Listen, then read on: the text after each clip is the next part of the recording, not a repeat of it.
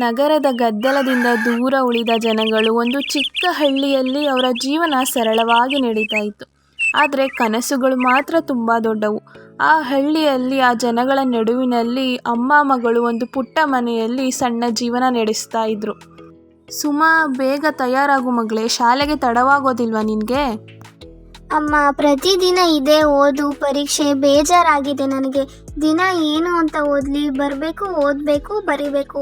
ದಿನ ಓದಿ ಓದಿ ಸಾಕಾಗಿದೆ ನನಗೆ. ಬಿಡು, ಲೇಟ್ ಆದರೆ ಏನೂ ಆಗೋದಿಲ್ಲ, ನಾನು ನಿಧಾನವಾಗಿ ಹೋಗ್ತೀನಿ. ಮಗಳ ಮನಸ್ಸಿನಲ್ಲಿ ಪ್ರಶ್ನೆಗಳು ತುಂಬಿದ್ದವು. ಆದರೆ ಅಮ್ಮನ ಹೃದಯದಲ್ಲಿ ಮಾತ್ರ ಒಂದು ನಂಬಿಕೆ, ಒಂದು ಕನಸು ತುಂಬಿತ್ತು. ಹಾಗೆ ಮಗಳಿಗೆ ಶಾಲೆಯ ಮಹತ್ವದ ಬಗ್ಗೆ ತಾಯಿ ಹೇಳಿದಳು. ಹಾಗೆ ಶಾಲೆಗೆ ತಯಾರಾಗು ಬೇಗ ಎಂದು ತಿಳಿಸಿದಳು. ಆದರೆ ಸುಮಾ ಗೊಂದಲದ ಮನಸ್ಸಿನಿಂದಲೇ ಶಾಲೆಗೆ ತೆರಳಿದಳು. ಸುಮಾ, ಇವತ್ತು ಕ್ಲಾಸ್ ಬಿಟ್ಟು ಆಟ ಆಡೋಣ ಬಾ. ಆ ಕ್ಲಾಸ್ ಏನಂತ ಕೇಳ್ತೀಯ? ದಿನ ಕ್ಲಾಸಲ್ಲೇ ಕೂತಿರ್ತೀಯ, ಒಂದಿನಾದ್ರೂ ಕ್ಲಾಸ್ ಬಿಟ್ಟು ಬಾ ನೋಡೋಣ. ಆದರೆ ಸುಮಾ ಶಾಲೆ ಒಳಗೆ ತೆರಳಿದಳು. ಆಗಲೇ ಶಾಲಾ ಸಮಯ ಮುಗಿದಿತ್ತು. ಸುಮಾ ಮನೆಗೆ ತೆರಳಿದಳು. ಸಂಜೆ ಸುಮಾರು 8 ಗಂಟೆಯಂತೆ ಅಮ್ಮ ಮಗಳು ಇಬ್ಬರು ಹೊರಗೆ ಕೂತು ಮಾತಾಡತೊಡಗಿದರು. ಸುಮಾಳಿಗೆ ಓದಲೇಬೇಕಾ ಎಂಬ ಗೊಂದಲವಿತ್ತು. ಅದನ್ನು ಅಮ್ಮನ ಬಳಿ ಹೇಳತೊಡಗಿದಳು. ಅಮ್ಮ, ನಾನು ದೊಡ್ಡವಳಾಗೋದು ಬೇಡ ಅನ್ಸುತ್ತೆ. ಈ ಓದು ಮುಂದುವರಿತಾನೆ ಇರುತ್ತೆ ಅಲ್ವಾ? ಮಗಳೇ, ನಾನು ಶ್ರೀಮಂತೆ ಅಲ್ಲ, ಆದರೆ ನಿನಗೆ ಒಳ್ಳೆ ಭವಿಷ್ಯ ಕೊಡಲು ನಿನ್ನನ್ನು ಚೆನ್ನಾಗಿ ಓದಿಸಬಲ್ಲೆ ಅಷ್ಟೆ. ಅಮ್ಮನ ಮಾತುಗಳು ಮಗಳ ಮನಸ್ಸಿನಲ್ಲಿ ಮೌನವಾಗಿ ಕುಳಿತವು. ರಾತ್ರಿ ದೀಪದ ಬೆಳಕಿನಲ್ಲಿ ಸುಮಾ ಓದುತ್ತಿದ್ದಳು. ಹಾಗೆ ಅಮ್ಮ ಅವಳನ್ನು ನೋಡುತ್ತಾ ಕುಳಿತಿದ್ದಳು. ತಡರಾತ್ರಿ ಆದರೂ ಕೂಡ ಸುಮಾಳ ಓದು ಮುಂದುವರೆದಿತ್ತು.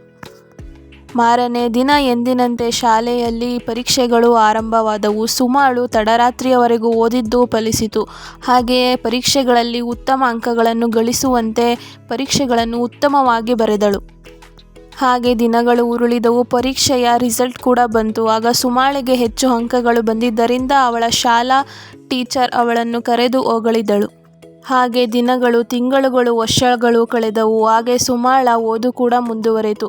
ಕಾಲೇಜಿನಲ್ಲಿ ಉತ್ತಮ ಅಂಕಗಳನ್ನು ಪಡೆದು TCH ಮಾಡಿ ಟೀಚರ್ ಆಗಿ ತಾನು ಓದಿದಂತಹ ಶಾಲೆಗೆ ತಾನು ಶಿಕ್ಷಕಿಯಾಗಿ ತುಂಬ ಸಂತೋಷದ ಜೀವನವನ್ನು ನಡೆಸತೊಡಗಿದಳು. ಹಾಗೆಯೇ ತಾನು ಶಿಕ್ಷಕಿಯಾಗಿರುವ ವಿಷಯವನ್ನು ತನ್ನಮ್ಮನಿಗೆ ತಿಳಿಸಲು ಸುಮಾ ತುಂಬ ಕಾತುರದಿಂದ ಹೋಗಿದ್ದಳು.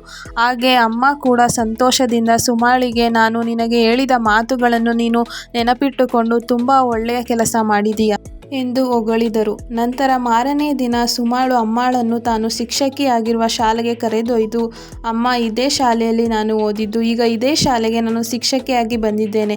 ಇದೆಲ್ಲ ನಿಮ್ಮ ಒಳ್ಳೆಯ ಮಾತಿಂದ ನೆರವೇರಿತು. ಧನ್ಯವಾದಗಳು ಅಮ್ಮ ಎಂದು ಸುಮಾಳು ಅಮ್ಮಳಿಗೆ ಹೇಳಿದಳು.